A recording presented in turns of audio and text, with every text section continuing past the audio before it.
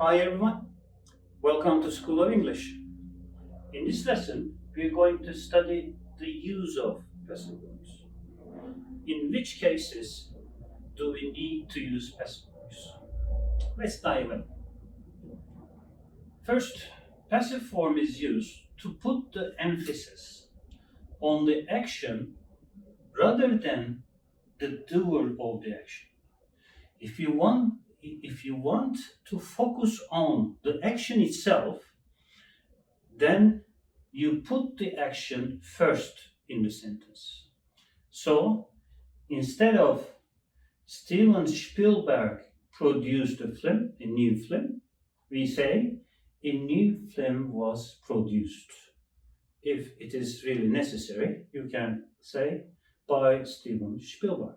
This is the first usage of passive voice. How about the second one? When the doer of the action is unknown, if you don't know who did the action, then you can use passive voice. My house was burgled last night, but I don't know who the burglars are, so I use passive voice. And another one, when it is not important to state the doer of the action.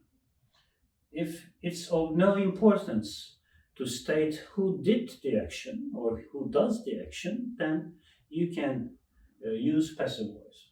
Rice is grown in India. You don't need to say people grow rice in India. It's obvious that people grow rice. Okay? So we use rice is grown in India.